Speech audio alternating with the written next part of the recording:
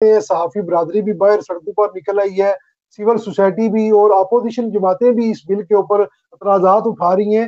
تو اس پہ Peoples party کا کیا موقف تھا سر؟ لوگوں کو یہ تھا کہ صدر صاحب اس بل کو روک دیں گے، لیکن انہوں نے بھی ابھی تھوڑی دیر پہلے پتا چلا ہے کہ سائن کر دیے سر. جو جن کا کام ہی صرف پروپیگنڈا پھیلانا ہوتا ہے، اس کے تھرو یہ چیزیں لڑی جاتی ہیں. اس کو جی انفارچونیٹ پاکستان کو اس سے بہت زیادہ نقصان ہوا ہے. پاکستان کی جو نیشنل انٹرسٹ ہیں اس کو بہت زیادہ نقصان ہوا ہے. جو ہمارے انٹرنیشنل جو ٹریڈنگ پارٹنرز ہیں ان کو ہم سے دور کرنے کی کوشش کی گئی ہے، چاہے وہ چائنا ہو، چاہے وہ گلف کنٹریز ہو.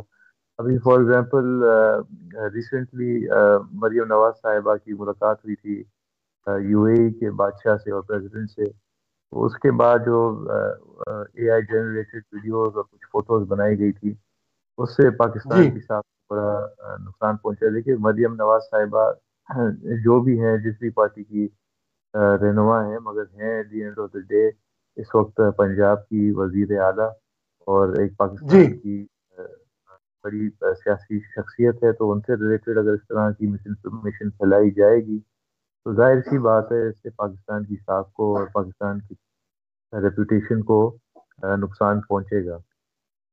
تو اس وجہ تو سے ضروری. نادر صاحب، آپ سمجھتے ہیں سر کہ اس بل سے مطلب یہ جو پروپوگنڈا جس کی بات آپ کر رہے ہیں سوشل میڈیا یا ڈیجیٹل پلیٹ فارم سے، یہ رک جائے گا؟ مطلب آپ روک پائیں گے سر؟ حکومت اس کو روک پائے گی اس طرح؟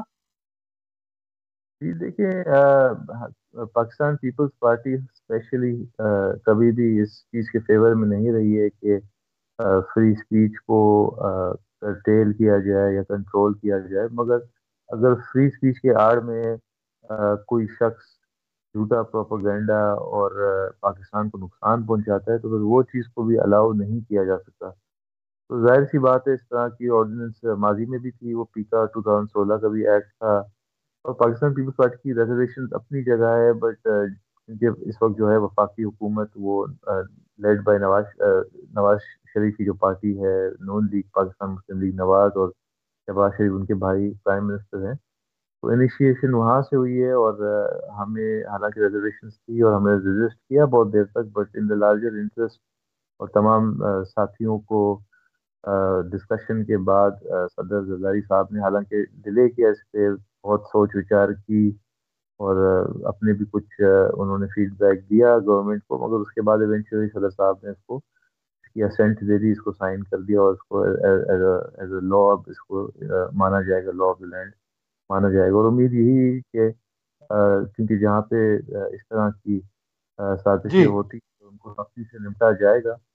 تو دعا تو یہی کریں گے کہ ہمارے جو بھائی ہیں اور بیٹیاں یا بہنیں ہیں وہ اب کم از کم اب اس چیز کو، مس انفارمیشن کو، فالس پروپیگنڈا کو سیریسلی لیں گے اور کوشش کریں گے کہ کوئی اس طرح کی جھوٹی خبر نہ پھیلائیں. بالکل جی.